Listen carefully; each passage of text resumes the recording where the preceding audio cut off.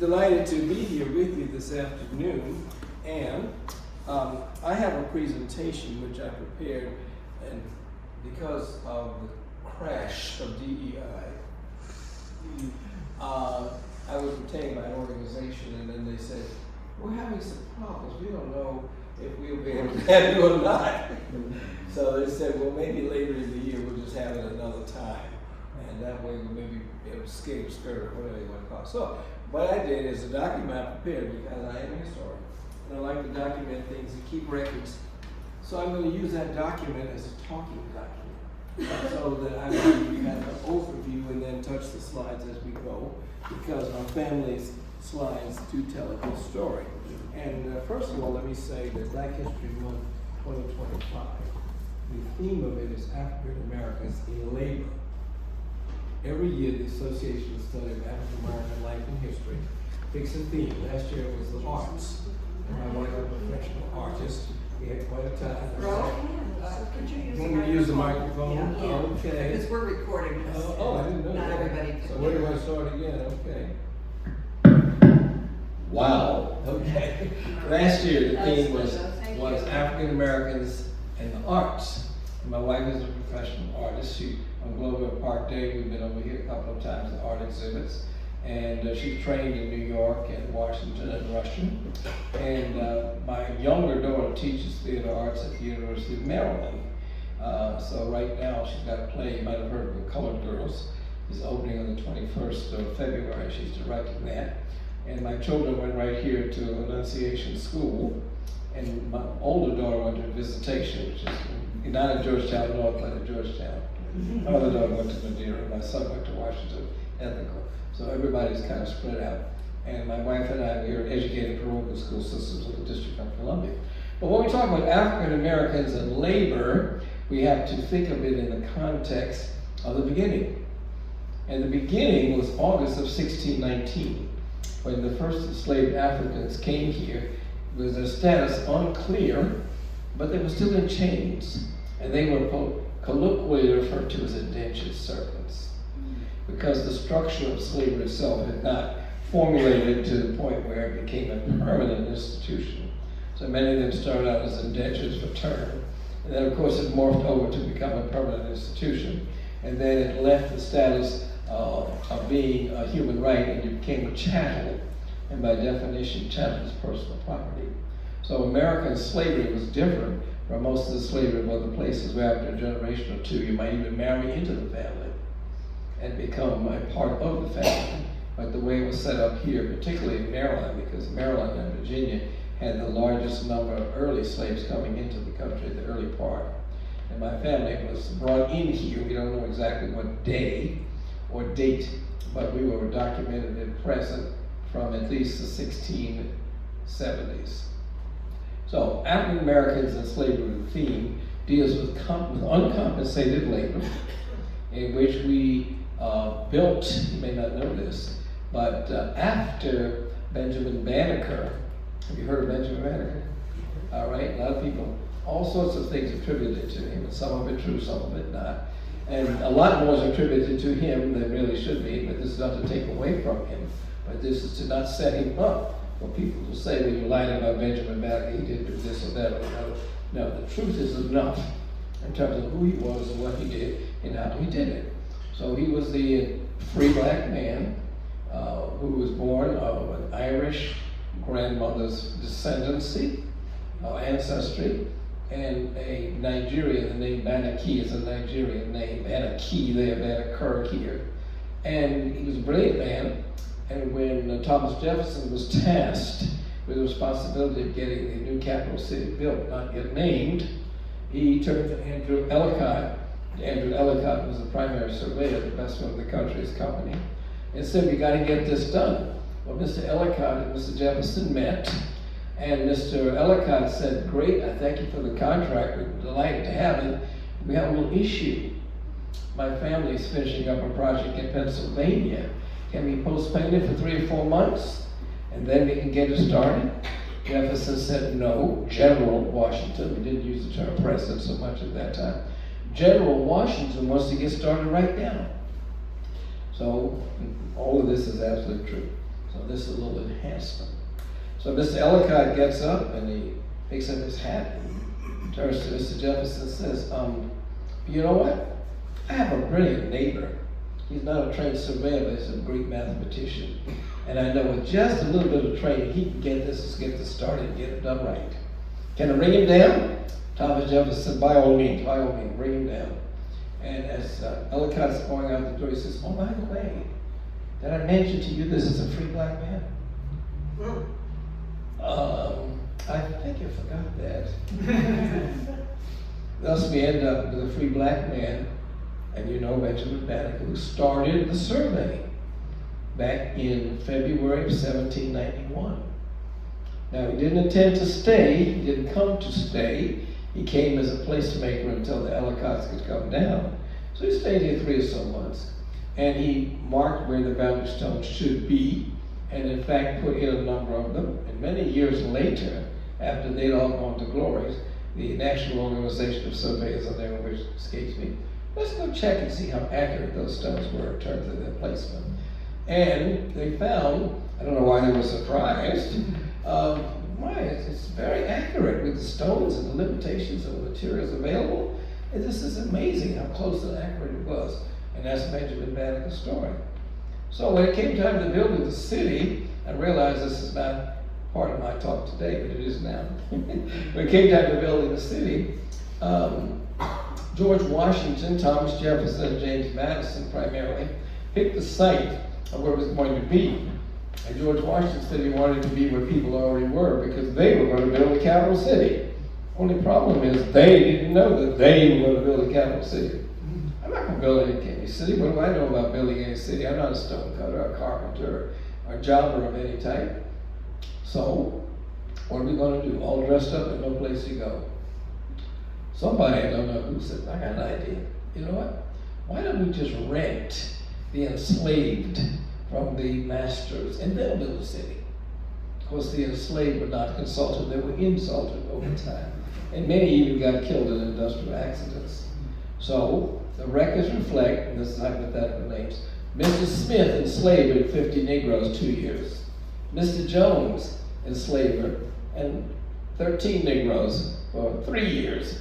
And between broke ground 1791 of February through officially 1868, when they say the capital was topped off and the city was officially finished. Over, I don't know how many, but the highest percentage of people who built the city that was called the Federal City that we now call Washington, D.C., was built by enslaved Africans. They weren't Americans because in 1857, the Dred Scott Supreme Court said that the enslaved were not citizens and could never be. You know how long never is? Well, we'd still be inside of never if we didn't have the 13th, 14th, and 15th Amendments, okay? So, they built the capital. Did you know this already? Yes, did you know that enslaved Africans built the city? If you did not know, put your hand up. Well, everybody knew something. Okay, everybody knew something, or most of it. They built the Capitol. They built the White House. They built the first Smithsonian, 1855.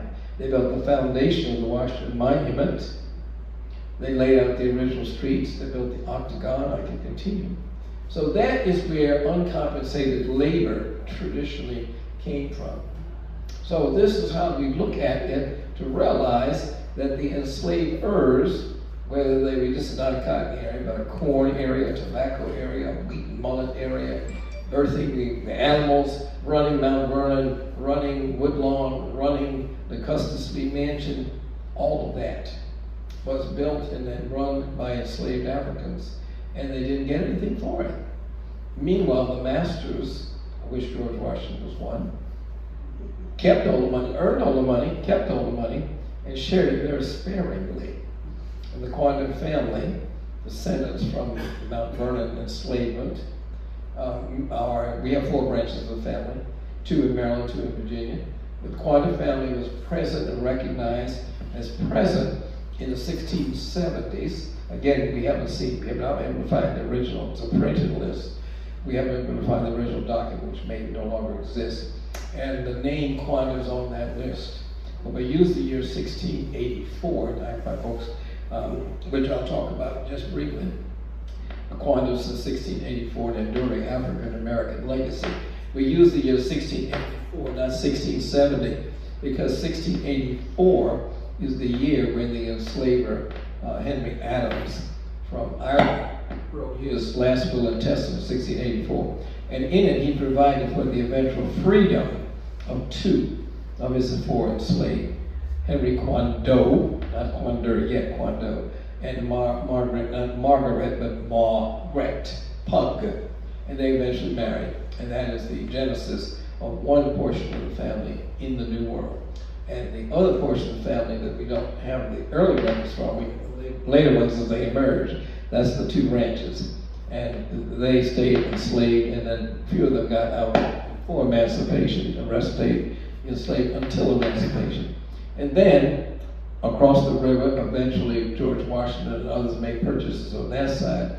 So there were enslaved ancestors to George Washington there. And that's the legacy that most people know about, because when you catch it in a soundbite on the 6 o'clock news, they don't go into all that detail. They just say the Quander family from George Washington's Mount Vernon plantation, but we're not all from there, okay? Yeah. And putatively, make sure you heard that word, putative.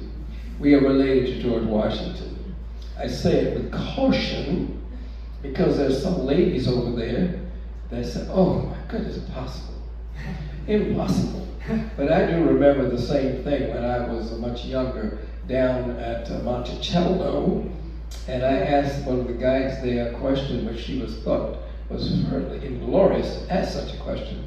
When I asked about Thomas Jefferson's African-American descendant, why you wouldn't do such a thing? We lay that one to rest. But the putative connection is between not George himself, although some will say so, but it is allegedly Bushrod Washington, his nephew, who is believed to be the father of the ancestral line of the Quander family from Mount Vernon. That's why I use the word putative, and I'm very careful about that. There is no DNA test because certain points people don't want to know. They're afraid if we had a DNA test, they might find out something they prefer not to know. All right, I'll leave it at that. Okay. So when we talk about the family, our family in terms of labor and contributions as part of this nation, Quander ancestors have labored in these vineyards in Maryland and Virginia, and of course now in Washington, D.C. And as the family has been in the diaspora to move into other places, we are all over the United States. And I formed several years ago the Quander Historical and Educational Society, and you are looking at a banner that we use oftentimes when we go and have events and we talk about the family. We introduce the family and family legacy to several places and things and opportunities. When we think too in terms of how we have been able to rise when we didn't have the benefit of ancestral inheritance. Dr. King said, when somebody said to him, well, you black people got to learn to pull yourself up by your bootstraps. And Dr. King just calmly says, well, what do you say to the people who had no boots and had no straps? And this is exactly what we're talking about. So the family's legacy has been one of striving and strength in face of much adversity. And as we have learned through the years that those obstacle stones that were placed in our path sometimes could be turned into stepping stones. Those lemons, a little bit of sugar with some water, it's a lemonade. And as Maya Angelou would say, and still I rise. So when you look in terms of the obstacles and realize the determination and the focus, and the fact that the family did have a legacy of being here so long, where we have a certain pride. People come to us asking us, well, how do you do it? Well, we've been here 350 years, so we've been working on it for quite a while. And when you are tied to famous names like George Washington, you are tied to it regardless of whether you got anything out of it or not. People automatically think of you in that context. I walked out of the house today and left an article that came out just yesterday, the Beacon. Anybody get the Beacon or see it? Beacon newspaper? Okay. I'm on the front page of the Beacon. They did an article on the Quander family. And it just came yesterday, and I put it together, photocopied it, colored everything, put it on the table. Guess what? It's still on the table at home. So I got here, and a young lady here did find a copy of it in black and white. and she's got a color, black and white. She's gonna pass it around. Pass it around so they can see it. You won't read the article, but it just gives you an idea that the family's been recognized and still being recognized. So, as I'm talking today, I'm going to move on and get a little more into the detail of some of the things that I was going to talk about and give you a little bit of idea as to who we are, where we are, how we got here, maybe a little bit of indication of where we're going. And this presentation was prepared for a corporation that has decided to put me on hold and maybe move it on to another month where it's not so DEI focused. Then perhaps I will eventually get to deliver it. But I am mentioning it to you today as we kind of get started. So, I mentioned back that Henry Adams, I did mention his name, Henry Adams, colonial legislator, who was a legislator, migrated here from Ireland in 1639 as an indentured servant. And if you know about indentured, you know that was slavery returned. So he fulfilled his indenture, and at the end of the indenture, he was supposed to get his freedom. Well, if you look into the records of the early legislature in colonial Maryland, not even the state yet, at the end of his indenture period, the indenturer didn't want to let him go. He was enjoying all that free labor. So Henry Adams had to himself pursue a case in the courts in colonial Maryland, and this is in Port Tobacco in Charles County. And after he was subsequently successful, he then became an enslaver himself. And he did have a number of people enslaved. But as he was getting older, and as I said, he died in 1686, he wrote his last will and testament. And he made a decision to free some of his slaves. And he freed Henry Quando. Obviously, that was not his name, but he gave him his name. And Henry Quando got his freedom, and Margaret, who eventually became Henry's wife, got hers also. So he referenced that, and when he died in 1686, his will was probated, and he referenced his Roman Catholicism in the will. And we don't know today, being Southern Maryland, so-called colored Catholics, whether our Catholicism goes as far back as the 1600s, but certainly by 1800, because of White Marsh and Bowie, we know that the Quantas were definitely referred to in the records there as Catholic. And so we don't have many African American Catholics in the entire United States. Estimated population is less than 4%. But inside of our family, the Maryland Quantas are historically Catholic, and the Virginia Quantas were in a Baptist state, or predominantly Baptist and Methodist. Still the same family, but over time there have been some changes as far as the religion is concerned.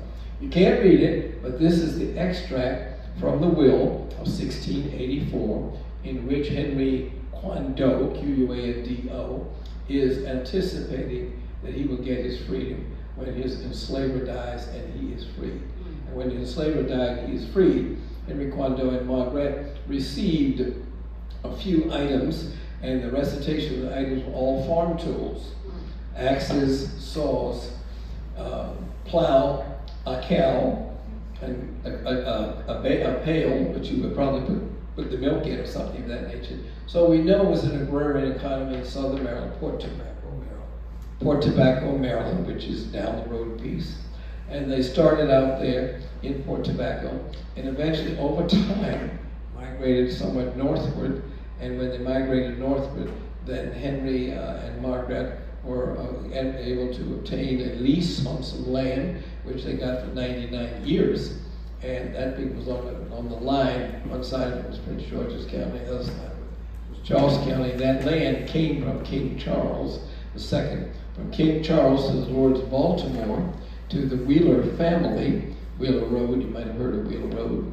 And then a portion of that was subdivided, and the Quando family got it in 1695.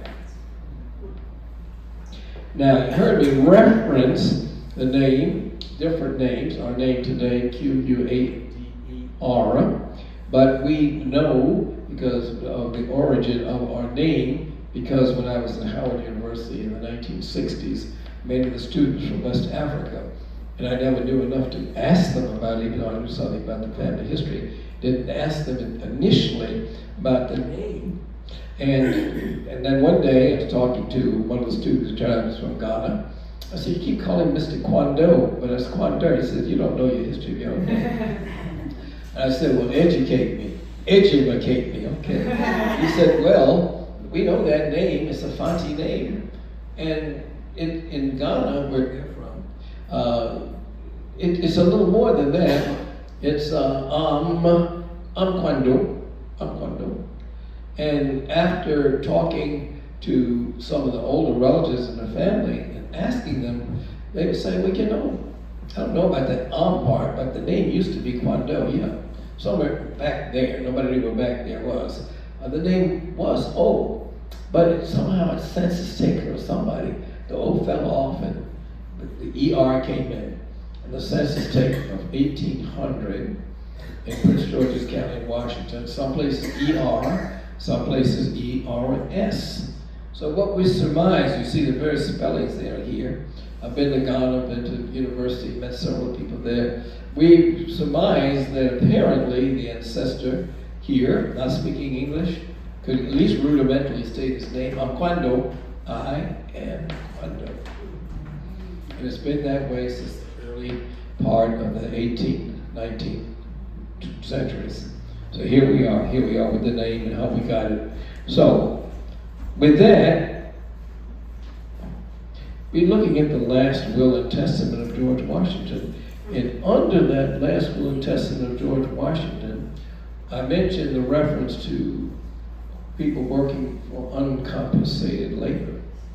And the family, we don't know exactly what year, but in the census when George Washington went to Mount Vernon in 1858, he had inherited it from his brother, married that comely Lady Martha, and they moved in over a period of time. And when he took his census in 1858, Suki Bay was one of his enslaved people. Suki Bay, her last name was not showing, but Adams apparently had been in. And she had some children. And one of those children later moved on, because she was herself quite young, was a woman named Nancy. And when George Washington, under his will, provided for the eventual freedom of his enslaved, Nancy Carter got her freedom, and shortly after that married a free black man, apparently from the Maryland side, we don't know that for sure, named Charles Quandt. And thus the name Quander was introduced to the Mount Vernon plantation, but not inside of the records of the 317 who were enslaved. Now, under George Washington's will, he provided for the for the freedom of his enslaved, and he had 317 totally on day of death. Of those 317, 123 were under George Washington's control. I don't use the word ownership.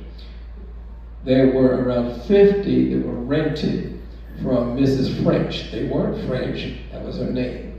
And the others, and those were the majority, Martha Washington brought with her dower. So George Washington allegedly did not want to break up families, so he provided that his, over which he exercised control, could not leave until Martha died. And she was deathly afraid that somebody was going to help her fall down 10 flights of steps. I didn't make that up, it's in writing. You may have heard this before. So he died December 14, 1799, and Martha on December 14, 1800, 1 year anniversary said, I'm going to release everybody of those 123 on January 1801. So she did not wait until she died. Many people say Martha got freed them. No, she couldn't free them because they weren't hers to free. She released them. And the ones that were under her dower went back to the Custis family, and they subsequently showed up, not all of them, because they were divided and scattered about even down into Louisiana and other places. But a lot of those who were here in the area were subdivided, ended up being at Arlington House and operating under the name of Syphax, built the Arlington House. You may have heard some of that before.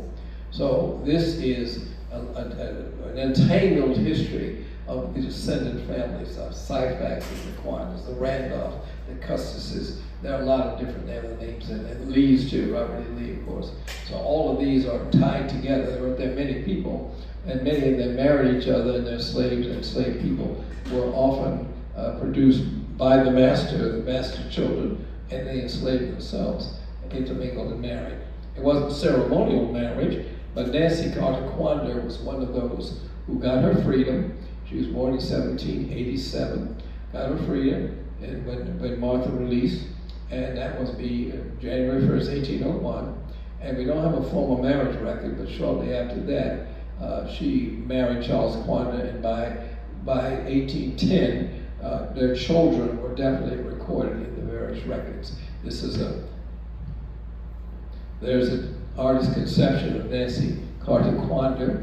This is where, if you're familiar with Lives Bound Together, Slavery, George Washington's Mount Vernon, that was an exhibit that was there for several years. We put it there for 2 years. The pandemic helped us out and stayed for 5. So this silhouette is of Nancy Carter Quander, because we don't know exactly what she looked like. But as we are preparing the new exhibit of George Washington, that will be opening in time for the 2026, the 250th anniversary of the nation. I'm a consultant there. And while I was sitting here, I got a text talking about Hercules, who was the cook. We're working on his image because we don't know what he looked like. Got a text about a meeting that's coming up where I have to respond to them later today, where the next meeting is we're trying to conceptualize what some of these people look like that we don't know what they look like. So this is Nancy Carter Quander, in theory, with one of her 3 children that we know of. We told there were more, but we have records of 3. So here we are referring to Nancy Carter Quander with maybe Gladys, not Gladys, goodness, got it. Begins with a G. Okay, I'm satisfied there. And this man here, Lewis Quander, was one of Nancy Carter Quander's grandsons. Born in about 1820. Unfortunately, died relatively young, 1864. Maybe that's not that young, 44 years. But he was born free, and he worked at the Woodlawn Plantation, which as a free laborer being paid. And part of his history is the road. If you've been down to Mount Vernon, I know everybody has. We drive down the Mount Vernon Highway. Well, one of his jobs, he was a logger, and he was part of the group of men who cleared the Mount, what became, didn't call it Mount Vernon Highway then, they cleared the path for the early railroad to go down from Alexandria down to Mount Vernon. So this is one of her grandsons, Lewis Quander, and this picture is taken, he died in 1864, so this picture was taken about 1862 or so. I don't know what he died of. And people in those days, oftentimes they just died. We don't know what of. Can't find a death certificate. And even when you find a death certificate, he doesn't say because they're not sure. They'll just use a general term, and you're not sure exactly medically what it was or how it worked. Okay. This gentleman here is the grandson of the other one. This is John Pearson Quander, who is the grandson of Lewis Quander, the great-great-grandson of Nancy. John Pearson Quander was a Civil War veteran. He fought in Virginia in several battles. Battle of Southern Pines down there outside of Richmond was one of those. He carried the flag as the corporal, and he survived the war, but many of the people who carried the flag with him before him and after him were shot down and killed. And he was born in 1843 and signed up on his 1845, signed up on his 18th birthday and went to war. And of course, in 1863, he was 18, so he mustered out at the age of 20, survived the war, and was a very active person in the veterans group. When the Grand Army of the Republic came here in 1915 for the 50th anniversary of the reunion of the Civil War veterans, and of course there was rigid segregation, as you can imagine. But they looked and said, we need to have somebody from the colored troops to say a word or two or three or four. And they selected John Pearson Quander. What he said and who he said it to, we don't know.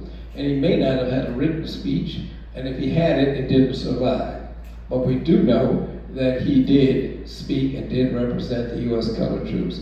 And he's buried at Arlington National Cemetery. And this is if you know anything about well, let me just move forward. I'll take it as we go.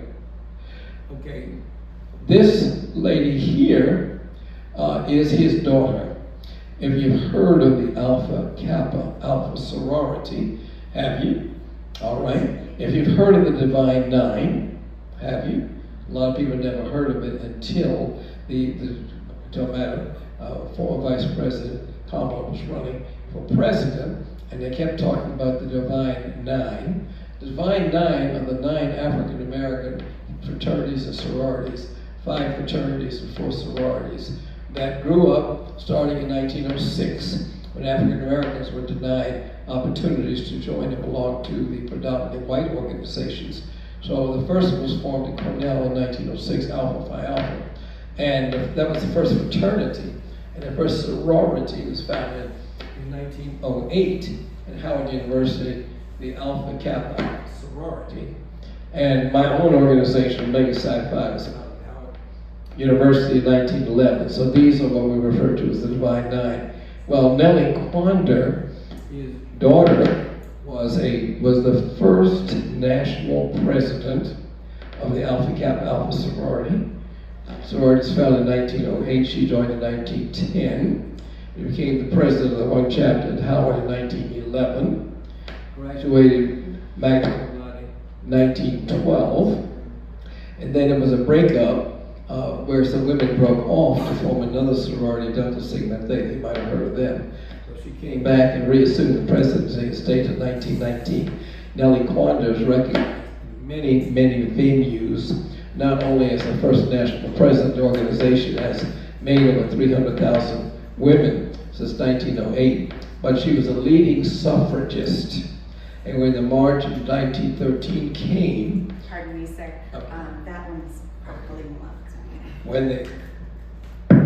When the March came, March 4th, 1913, March 3rd, the day before the inauguration of President Woodrow Wilson, she had taken a lead in Washington, D.C. to assure that women of the African descent, primarily, thank you, my water, from Howard University, would be able to march in the parade without being forbidden, separated out from the D.C. group, and others forbidden from their respective states. She took the lead, and her recognition of her was very prominently noted in subsequent documents. And on the centennial of the Women's 19th Amendment getting the vote in August of 1920 to August of 2020, the New York Times did a major story on 8 outstanding people in the suffragist movement, 7 women and 1 man. The 1 man was Frederick Douglass. And the 1 woman was, one of the 8 and 7 women was Nellie Quander. So this is Nellie Quander. And she was so involved in the labor movement, so relevant here for the African Americans for this year's theme, African Americans and labor, because she taught the DC public schools for about 50 years. She created or introduced the patrol boys, well, they were all boys at the time, safety patrol in the colored division in 1927. And during World War II, she was pulled out of the DC public schools and sent to Detroit to monitor the working conditions of colored women and girls. You notice I use the term colored and Negro to coincide with the time frame. To monitor the working conditions, the pay, the housing, the lodging, the food, the wages. And she came back to Washington and reported to the person who was in charge of that, Alice Dunbar Nelson. Alice Dunbar Nelson, if you've heard of Paul Laurence Dunbar, she was his widow, and she was working the World War I effort and Nellie Quanda reported to her. So Nellie Quanda was well known and is still well known. And right now, the Quanda family, we've got a 100th Quanda family reunion coming up in August. And right now we're working on a possible film project that will be built around the Quanda family. And a very important component of the film project is the life of Nellie Quanda. And I'm hiding it under here, but I wrote the book, Nellie Quanda, Nellie Quanda, Alpha, Kappa, Alpha, Pearl, the story of the woman who saved an international organization. We say saved because of the internal breakup when Delta broke off, sorority. Some people thought it would fall apart. Or they didn't know Nellie Quanda. She was very determined. So she made sure that it didn't fall apart. So she made sure it survived. I mentioned that my wife is a professional artist, and she painted this cover as the cover of the book. And we have that original painting as part of our at-home art gallery, Nellie Quanda, yes. Now, Quandas have been associated with Mount Vernon since the Quandas and Quanda ancestors since the 1750s. But this lady here is a late Gladys Quanda Tansel, my cousin, and she was the first African-American interpreter guide at Mount Vernon. She was there for 35 years. She's gone home to the Lord now, but here's a picture of her, and we had Lives Bound Together. She was a very core part. She'd already passed, but she was a very core part of it. And she told it like it was when they introduced the first time of the, quote, slave tours in 1995. She did not write the copy because they so want to make sure that everybody says the same thing, and they want to make sure that scholars wrote it so you didn't deviate from what you say. But she said, you know what? It happens every day, maybe every other day. Time out. It's a water cocktail, not scotch or soda. But it must be 5 o'clock somewhere, I don't know.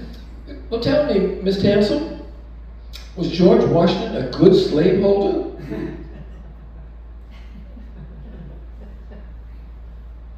Sir, good and slaveholder do not belong in the same sentence. He was better than some, but not as good as others. And she would just leave him hanging. But that was Gladys, and she was there for 35 years. And boy, was she a great cook. Whenever we had the family reunion, we could always depend upon her because she was going to do it and do it right. So here we have her. Yeah. Now, inside of the family, you probably heard of the Tuskegee Airmen. And if you hadn't heard of them before, you heard of them last week when as part of DEI, we're not going to talk about anything that presumably is not quote-unquote mainstream America.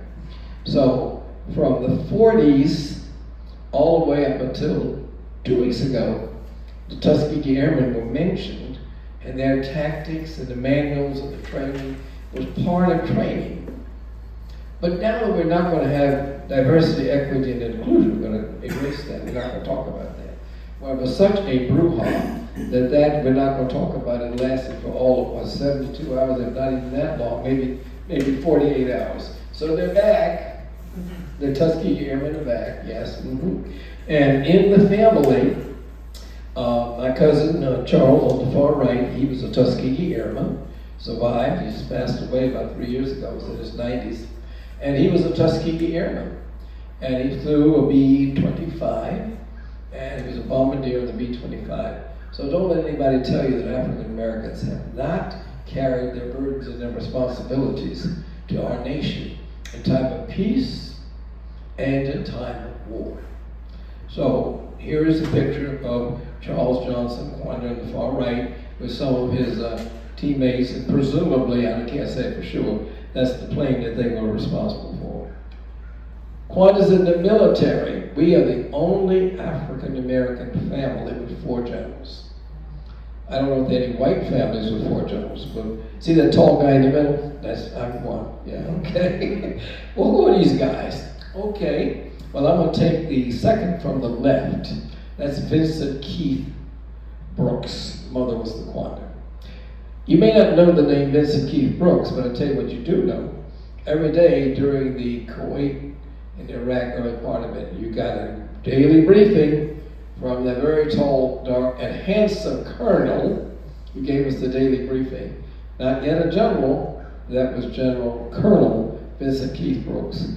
And he retired a couple of years ago as the eighth African-American four-star general in the United States Army. Okay. Now, the gentleman on the far right, that's General Leo Brooks Jr., his brother. Okay. The gentleman on the far left, General Leo Brooks Sr., and the sons, their mother was the Quandra Naomi. The general second from the right with the lighter blue pants, that's General Mark C. Quandra. Now, you're looking at those three guys. And Vincent Keith Brooks, second from the left, he was the first black commandant at West Point. Commandant, we call him student council president. President of the student body, first black one, yeah.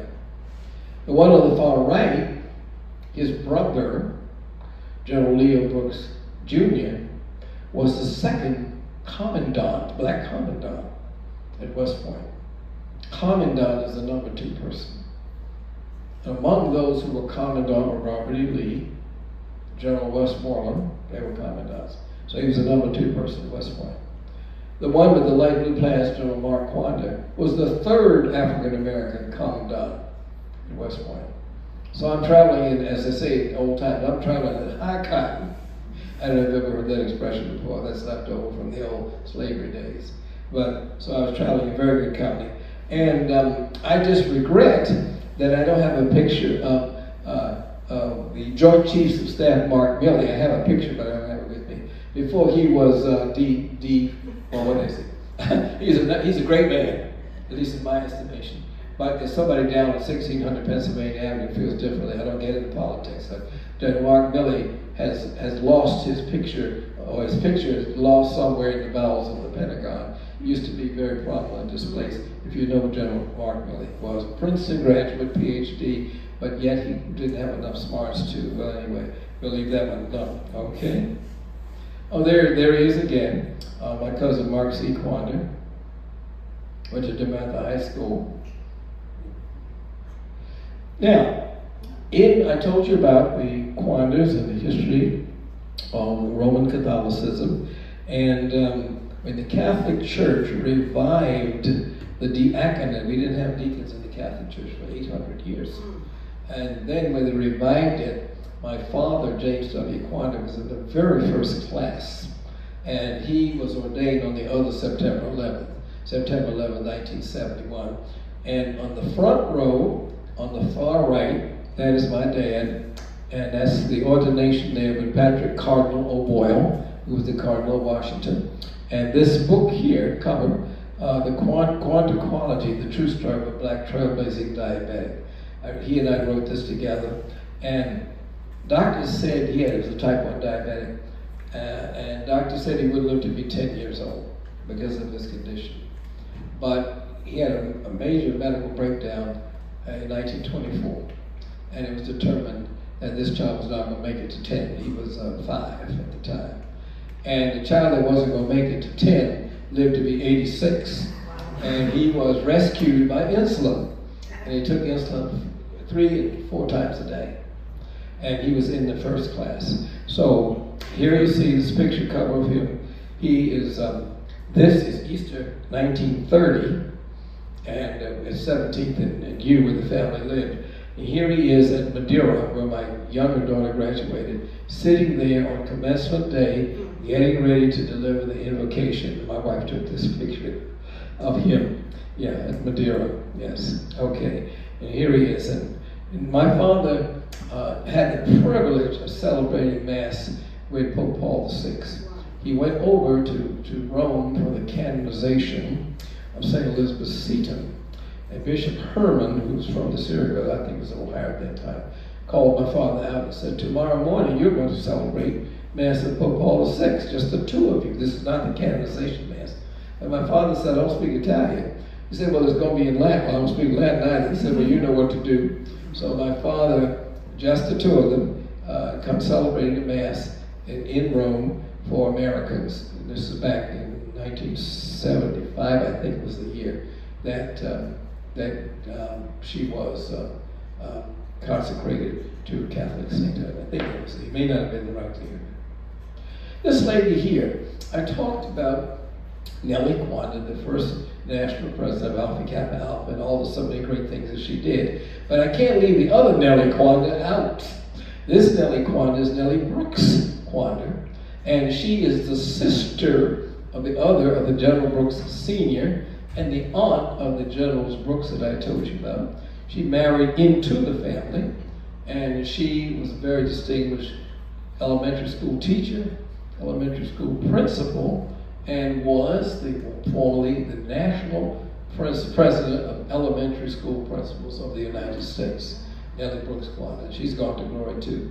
And some years ago, when they had the annual, you can help me certainly at the moment, the Scottish Rites, where they had the parade over in Alexandria, she was the marshal. And they came to her and asked her to be the Grand Marshal that year. And she said, well, I am Scottish ancestry, so okay. Me too. My grandmother's, my family's from Edinburgh. My grandmother from Barbados, on that side, Edinburgh, Scotland. And now I'm talking about a few other things first. This is my first cousin, Dr. Joseph P. Kwanda. He is 91 this week. First African American on the faculty of the University of Texas Medical School in Austin. And he's retired now. He's 91 years old, lives in Austin, Texas. This is cousin Joseph Aloysius Kwanda. The other one was Joseph P. Kwanda from Pearson. Joseph Aloysius Kwanda. He was former principal deputy fire chief of the District of Columbia. This is Paul A. Kwanda, former chief of staff of the District of Columbia for Mayor Vincent Gray. So I'm just giving you some firsts here and there. This is an event where we were at Black History Month a couple of years ago at Maryland National Capital Park at Planning, where they had an exhibit over there recognizing Marylanders. And of course, our family is a Maryland, Virginia, DC family. So there we are assembled there, and there I am right in the middle. And the lady in the pink was Evelyn Kwanda Ratney. She was very, very well known in the Archdiocese of Washington Catholic circles. There I am in my living room. I had more hair than I wonder what happened. Oh well. So that's a picture of them. Okay, so I have gone through and told you basically, essentially, the Kwanda story. Now there's so much more because after all, we took 350 years to get here.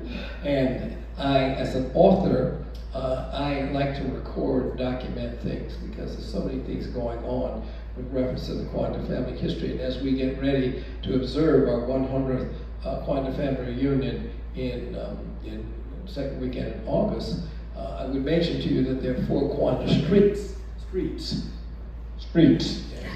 One here in Washington, D.C., which is the original one, right by the Navy Yard. It was there until 1943, and then when World War II came and they expanded the Navy Yard to make way and create the National Cartographic Center, Kwanda Street disappeared. So when they were clearing the area for rebuilding purposes, the family came together. We petitioned to have our name restored, and the city restored it. We had 700 some signatures. So if you go down to the Navy Yard, and you're down in that area, you right across the street from the baseball stadium, Kwanda Street is back. There were virtually no streets named, I say virtually, maybe none, after African Americans in the 19th century except Kwanda Street. So then we have Kwanda Road in Alexandria, which is going down Route 1. When you go down Route 1 by the Ford dealer, you come right there, Kwanda Road, you cross it, that's Kwanda Road. Then there's Kwanda's Promise in Prince George's County, in Bowie. And there's Kwanda, goodness, I forgot what the rest of it is, in Prince William. So there are 4 Kwanda streets. And now I'm on an advisory board for the state of Virginia as the African American Advisory Council, which is a subgroup of the state of Virginia's 250 Commission.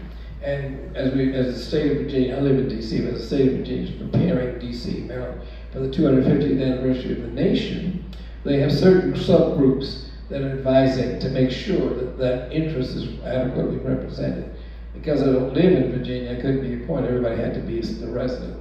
But to African American Advisory Council, you don't have to be a resident. And because I'm working with a group at Fort Belvoir on the restoration of some properties there to bring back the African American presence that disappeared, Colonel Charles Young, who was the highest ranking African American in the U.S. Army at the turn of the century, from up to the 20th century, that when they built housing for the colored families, it was named Young's Village.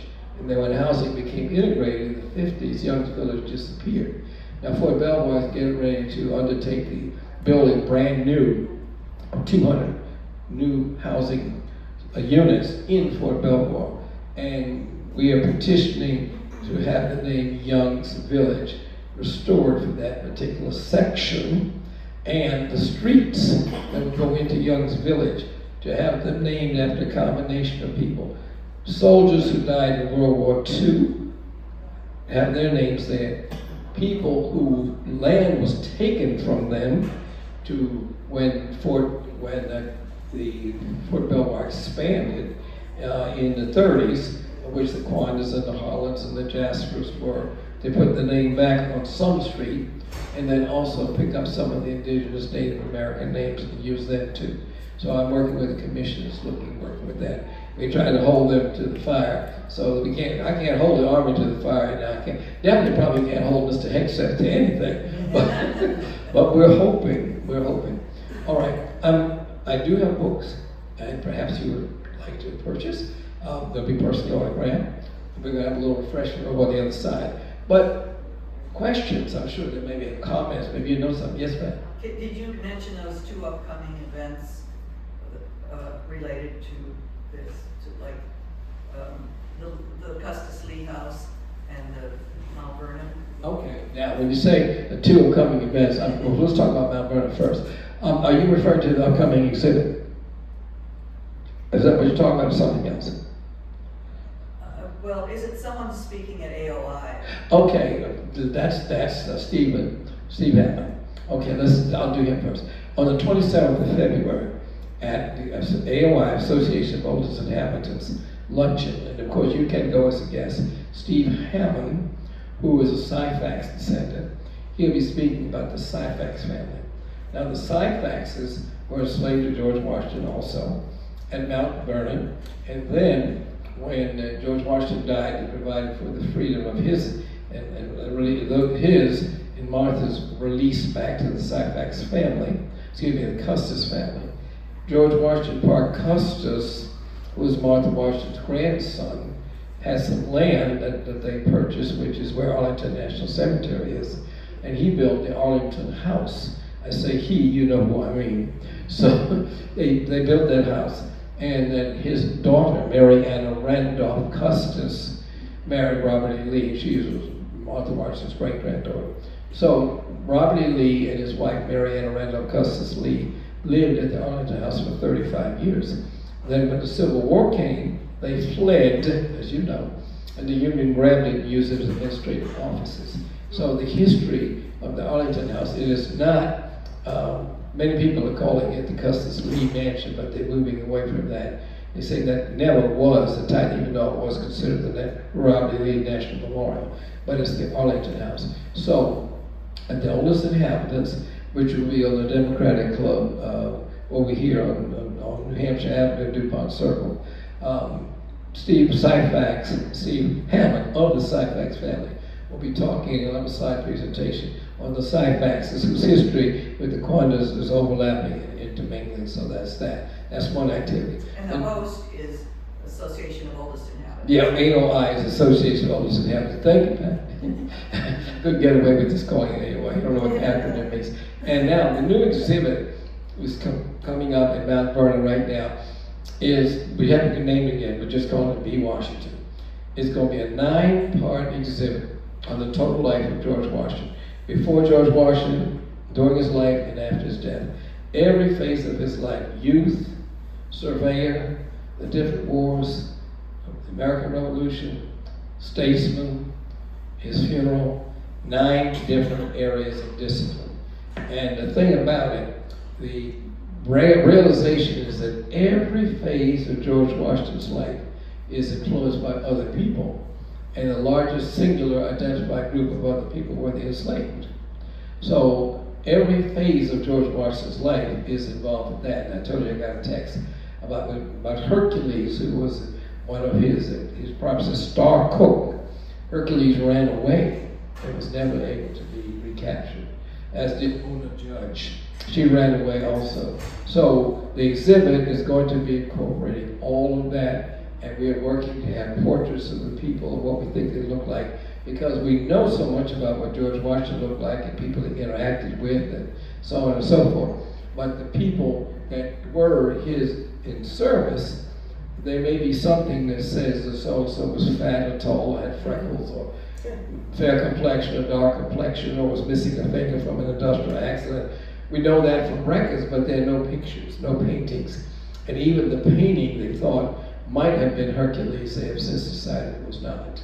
So it was listed for a while in the Lives Bound Together exhibit as suspected, but they have now ruled it out. So they have decommissioned it. Okay. Did I cover that, or is that something else? Yeah. Okay. Any questions or comments? Yes. How many descendants are alive today? And how old is the family organization? How did you find everyone? Okay, well, we don't know how many are alive today because people are coming forward all the time. But we formed an organization 4 years ago called the League of Descendants of the Mount Vernon Enslaved. And the purpose of it is to just that, come together. For those of us who do know, have come together, Steve Hammond, myself, and others, we have formed that, and other people, now they know here about us, they're coming forward also. Monticello has a similar place. Arlington House has one. Mount Vernon has one. Whitney in Louisiana, Middleton in Charleston. So the idea is for people to come forward and share. And the Smithsonian has been a great help. Museum of African American History and Culture, the National Trust for Historic Preservation of African American Sites has been a great help. As people who are coming forward, letting us know and showing us where they fit into this organizational structure. But it's more than Quanders. Oh yeah, absolutely, Don't absolutely. you have your own family organization? We have our own family organization. The Quanders in Virginia call themselves Quander Family Reunion. Quanders in Maryland, D.C. are the Quanders United. And I have the Quander Historical and Educational Society, which I am speaking today as a 501c3 educational institution. And how many Quanders are alive today? And how did you find each other? Let them find us. Because we've been having reunions for 100 years. How old is Yeah. your family organization? Yeah. Well, the organization is not as big as you think. People come and people go. People say, oh, I did that for 10 years, I lost interest. Oh, I've never done it, I heard about it, can I join? So people are constantly coming and going. But since this is going to be the 100th, we have hopefully grant funds coming to us, a lot of publicity coming to us that we didn't have since we celebrated our 300th anniversary. So we are counting on a lot of people identifying themselves and friends of coming forward and grant funds and the possible, I'm not going to say there's going to be a movie, but the possible video or something of that nature is also coming forward. Because people want to know, that's why the title of my most recent book is The Quanders Since 1684, An Enduring African American Legacy. Because people want to know, as I tell people, this is not an African American history or story. This is American history. How many Quanders do you think are alive today? Well, I'm not evading you, you may think so, but the problem with giving an answer is you have 2 parents, 4 grandparents, 8 great-grandparents. So somebody who was a Quander in 1684, still living, not them, but the descendant, they won't have the surname Quander, but they have the Quander ancestry, Right. even if they don't know it. So it's well over 1,000, several thousand, but they don't know it. Another thing that's very important to mention that, you've all heard of the 272 project in Georgetown, where Georgetown College, now university, bankrupt, simply took 272 of the enslaved people. They had to sold them out. Mississippi, Louisiana, never heard from them again. So they think, well, that project has given rise to a Quanda project. Because when we saw the list of who the 272 were, there were no Quanda surnames in the 272. But it piqued our interest to look at some of the manifests, and we have discovered about 8 to 10 Quandas that were shipped off from Maryland in that time frame, and we are now actively looking for them. And they, up until 25 or 30 years ago, we knew the Quanda surname was down there, but whoever married, the name is not showing up. But we have people looking for them now, because if we can find them in time for the centennial family reunion, we certainly can't pay for them to come here, but we can let them know about it, and others will perhaps help them get here. And they need to know too, because if they were sold off, they may not know that they are descended from us, or we have that common ancestry. So that's why it's hard to put a number on it. Well, we know it's in the hundreds or past the thousands, but not with the Quanda surname. Like the Brookses, the Generals Brooks, their mother is the Quanda. So now a generation down, they don't have the name, but they're still part of the family. Yeah. Any other questions? Yes. Have you taken any of the DNA tests? We have taken DNA tests to establish, but we have no DNA test to connect it to the Washingtons, because they don't want to know. Okay. That might cause some besmirchment in the family, yes. Yeah, because that's the fun thing with my wife. She found out recently that she is related to James Meredith, who's involved with the desegregation. Yes. Yeah. Okay. And so now that that family they've been meeting, the black part and the white part of the family has been meeting. Yes.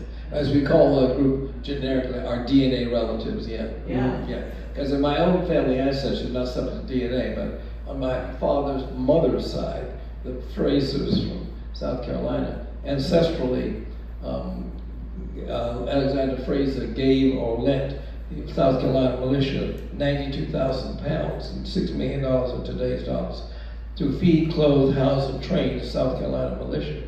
And I'm not petitioning, but I'm told, based upon verification, my unit of the family is eligible to be DAR, SAR members. I'm not interested. I have other things to do at my age. I'm not going to take on anything. And my children say, how bourgeois. So they're not the least bit interested. I saw a hand back here a minute ago. Yes? Well, first, thank you for sharing your amazing family story. I kind of was curious too about the DNA testing. While the Washington or descendants aren't interested, have you found any connection to, let's say, Jefferson or any of the other, the Lees or Randolphs or anything like that? Well, we have Randolphs in the family, and they are descended from the Randolphs of enslavement, and they maintain that whichever master it was their grandfather ancestor. We have them. We have Lees in the family. Lees are in the organization that I talked about of the enslaved descent. We have Lees, and they claim they are descended from Robert Lee, or one of his brothers. We also have Randolphs, I did mention that. And what's the other family I was going to mention? Custis or? I can't say about Custis, I'm not sure. We have, on the Maryland side, Clacketts. We have a lot of Quanda Clacketts. We have Hensons. John Henson, who was the first president of the United States. People say George Washington, but under the Articles of Confederation, it's John Henson. We have Hansons also. And there's questions whether they're descended from John Henson, but maybe. And Matthew Henson, too. Matthew Henson, Uncle Tom's Cabin. We have several Hensons in the family, too. The Hensons and the Hansons, there is a connection. Some of them are H-A-N, some are H-E-N. But we definitely have the Hansons and Hensons both in our family. Thank you. I just wanted to say that I think 2 presentations back with Roe, I got to talking to him about the language, and that's when I learned that we don't use the word slave anymore. We say enslaved. Yes. The word enslaved. That word, yeah. I've been trying to change that in my head. We have morphed it away from. Here's the thing. Back in the day, when I was going to Mount Vernon as a child, everywhere you see servants' quarters. And my father and others had a letter writing campaign to say, these people were not servants. Take that word down. They were slaves, and they used that. But now we've morphed again because we use the word enslaved, because by definition, it means against their will. So they were enslaved in voluntary service. That's what it means. So I try not to use the word slave, to say enslaved. And that's why when I mentioned Gladys Carter Tansel, was George Washington a good slaveholder? And she goes through that through that process. The so-called pregnant pause. Okay. Thank you. There's refreshment on the other side. I'll be over there. Anyone who's interested in asking me further questions, or I'll be there for book signing. And so I thank you very much for this opportunity, and hope it didn't wear you out.